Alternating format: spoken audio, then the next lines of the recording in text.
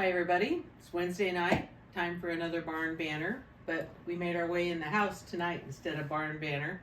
But Dinner's we're just cooking. in like 5 minutes. It's still a late evening. Dinner's cooking, so this made it easier to just do it indoors. Last week we talked about commissions. So that was buying horses. And that was kind of the process of buying horses in today's world and what you should consider. On a next note for that, we're going to discuss buying horses and what we've talked about a pre-purchase exam, but what is realistic to think about buying a horse today? And made us really think about it. We had one delivered today that we bought sight and unseen. And we're risky enough that we do that a lot. And we've got clients that believe in us enough that they trust us. And when we tell them we found a horse, they just kind of, as long as it's vet and they believe that it's serviceably going to take care of them, they send the money and we get the horse delivered. This is a little different case though today because we knew the horse. We sold him. We had him here, a couple years ago and sold him to these people and they wanted to sell him. So that this isn't quite the same as just buying one, but it still enters into the thought process. The key to that, my words that I used, was service the needs. Okay. There's a lot of things that everybody puts on their want list. They want this, they want this, they want this, they want this, they want this, but it's more importantly, you have to determine of that want list, what are the most important non-negotiables on it. Well, or even in a little different terms is what is realistic. You deal with customers buying and selling horses probably more than I do, but when they list those things, you got to make sure they're realistic. It's you have a customer that's come 2 or 3 years of owning a horse and they want to go win at the World Show, but they haven't been to 10 local shows. Correct. So you really have got to make sure that the customer's goals are realistic for what they're wanting to buy. And at that point in time, it truly doesn't have anything to do with money. I don't think. Do you? You can't go buy a horse for $5,000 or $10,000 today, but if you want to buy one to win the world, win a world champion title, depending on the class, correct, it starts at 50 and goes up. There's customers that are willing to pay that, but still don't have the experience to accomplish that goal. So let's back up. Let's talk about what's realistic for where you're at in your horse show cycle. Yep. Okay. We have a rule. I think it was probably my rule before it was yours, a 3-year rule. Yep. First year you get to know your horse, second year you get your name called, and third year you're competitive. And, so many people poo-poo that rule. So many people are like, it's going to go faster for me. I'm much more skilled of a rider. Parents will be like with their kids, no, my child, will hit this a lot faster. Yep. And it gets to be about year 2.5, and all of a sudden the light bulbs are going off. The team has been built. They know what to expect. The horse is dependable. We know what classes the horse likes. We know what classes we have to struggle with a little bit. But all of a sudden it just all falls together. But in that 3-year period, we have done a tremendous amount of things to teach the rider how to ride that particular horse. Sent him to probably multiple horse shows. And I'm sorry that you have to pay your dues. But just the little things like ring experience of knowing where to stay on the rail, when to pass, the comfort level that comes from you're no longer deer in the headlights when you go in the arena. You feel comfortable with the fact that your horse is going to be dependable. It's not going to sell you out. It's not going to embarrass you. And you gain a whole lot of presence and a whole lot of confidence when that happens going in the arena. And the more shows that horse goes to, they feel the same thing. It becomes like home. It doesn't become some foreign cage that we're suddenly sending them to with a bunch of horses that they don't know, and they're having to ride around the arena together. So if you're going to buy a horse, you've got to pay your dues. You got trainer or no trainer. You've got to have realistic expectations and goals, and you know, 2 or 3 things that are life sayings or beliefs or thought processes. Number one, experience is the best teacher. So that goes back to what you were just saying. You've got to go up and down the road, and I'm not sure anymore that I like the saying "pay your dues," but you've got to you've got to get comfortable and confident in what you're doing, and it is much easier. It's not that a do-it-yourself person, since this has kind of been our focus through a lot of this, cannot do it on their own, but it's a lot easier and a lot more productive and a lot less frustrating to have help, either a trainer or a coach, that you take lessons from and stuff. But without drifting off on a tangent, be realistic with what your skill level is or your customer skill level is, and what they realistically can do. Julie and I have both done this a really long time, and we see so many people come with unrealistic expectations. Just like she said, we can shortcut this. It won't take me this long to do it, and invariably that it does, but you've got to really make sure that the horse fits the customer's realistic expectations and goals. And they may outgrow this horse and upgrade, but you've got to be honest with your customer as to where you're at today, and not where you're going to be, but where you're at today and how you're going to grow with this horse and what it's going to teach you. And so when you are realistic, knowing that you may just need good old steady Eddie, dependable, to gain that ring confidence that you have, to where then you are exploring what classes you like. So it may not be your lifetime horse purchase buy. It may be just something that we're buying so that we can get through 2 or 3 years, 2 years, and then we trade off and buy something else. But knowing the fit for function that you need, for purpose, right?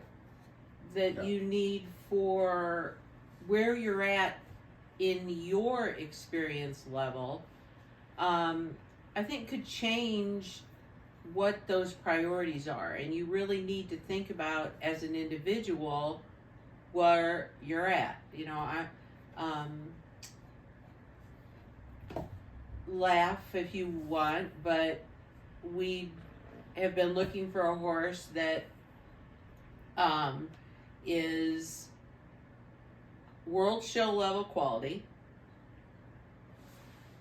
very quiet,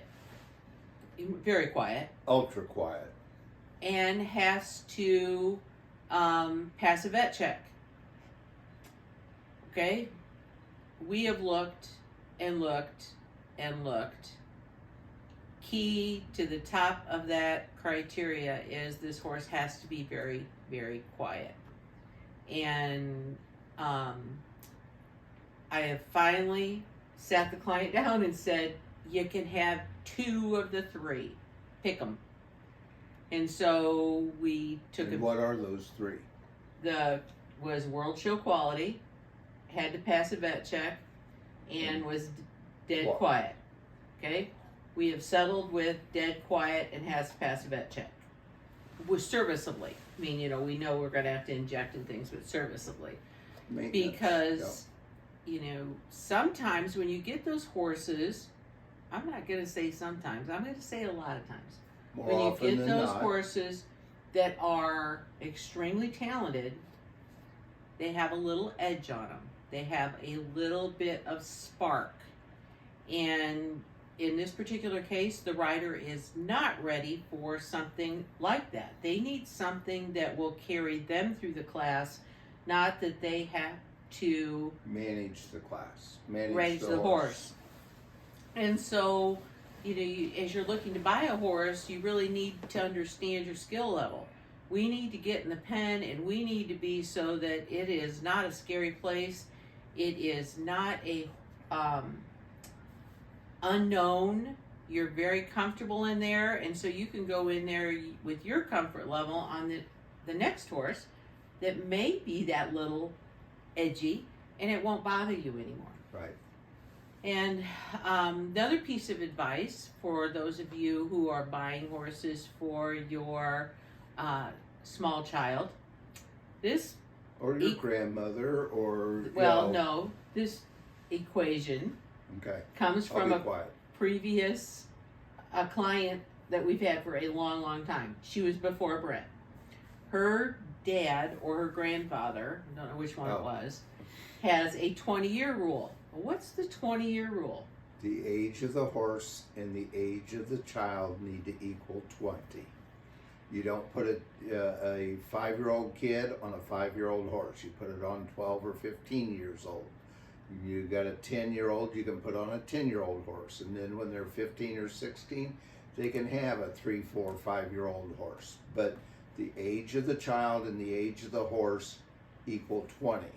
And it's worked 1,000 times in our life. I mean, it's uncanny how accurate it is. Yeah, it really is. I mean, so I don't know that this lady knows how much that little saying has been an equation in our thought process of buying an animal, but you really need to buy something that, if your child is young, you need to buy something that hits that 20-year rule. And Brent brought up an older person, okay? I'm going to say that you need to think about an equation like this. If that person has not been riding for a while, or that person is just starting to ride, and we're finding more and more retired people have always wanted to do this. They now have the time and they want to do it. If they've only ridden 2 or 3 years, I need to find them something that is 15, 16, maybe 12. Okay, so they build that level of confidence. If they're coming back to it and they've got 7 or 8 years worth of experience, I'm probably a little more comfortable with buying them a 6 or 7-year-old. But sometimes. But you have to take a look at what is your previous year's experience in showing in the pen fairly recently, and equate into it the age of the animal that you're getting, so that you're getting something that's broke, dependable, and quiet. So, picking the right animal, the right horse, right, for the right person. The other thing, and Julie reminded me just this week, as a professional, be really, really sure that your spending money for their money for a horse to accomplish their goals, not your goals. And I have failed to do that. You see a really great horse, and as a trainer, you think, man, I'd love to have that horse in my barn or in my program, and I'd love to be able to show it, you know, and so you kind of control the conversation that this one, back to your three things, this one is going to be ultra competitive at whatever level you want to show at. You know, I think this is a good thing to do, and you're being honest with yourself, but maybe not so much with the client, because the client's not prepared for a horse like that. So you can never go wrong by doing the right thing. Do what's good for the customer, not for you, because they're going to pay you the same amount of money for board and training and hauling and stuff, and they're going to be a lot happier if they win than you win on their horse. And so, you know, just this is more to the professionals that may or may not be listening to this. But even as clients, make sure your trainer understands and has your best interest in what's going to work for you, not works for them. And I'm guilty. I am not pointing fingers at anybody. I have done that more often than I probably should, and it doesn't work out well most of the time. So I wanted to throw that little tidbit in there, you know, while we're talking. And I think that the other thing that I want to really express to somebody is the learning curve of riding and showing. We all want to win blue ribbons. We all want to win buckles. We all want to win the high point at the end of the day. But there is a lot of wet saddle pads. There is a lot of tears. Clothes. There is a lot of frustration that goes into getting to first place. Yep. And you really need, as you're trying to go through your show goals, you need to set the main, as for those of you that are starting out, just that every ride is better than the last ride. Beat yourself first before you ever set it as a huge goal to beat other people. Make sure that each ride is just a little bit better. Every show's a little bit better. You know, for the you amateurs that are out there, you've got to have a friend or spouse or somebody that can video your classes. Parents, we all know, you look on the rail and every parent's got their phone out videoing their child's ride. So sit down, take the time, go back to a video that you did in April, and then look at one that happened in August, and give yourself credit for the things that got better and the things that you've learned, and then really start to look for the finer points that you need to make better. And, you know, we're hoping that as we continue to do our do-it-yourself videos of training, you know, go find videos on the internet. We are going to be offering online lessons. So if you send us a video, we're going to be able to critique it and give you back information and some ideas to maybe help you get better.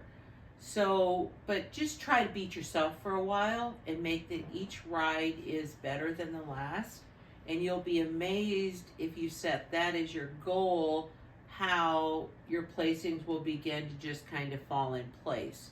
If you take that pressure off of yourself to go in there and win or beat somebody in particular, if you take that pressure off, it's just a whole lot more peaceful path to making it to the winner's circle. Totally agree. Yep. It's never about today. It's always about the next ride, the next horse show.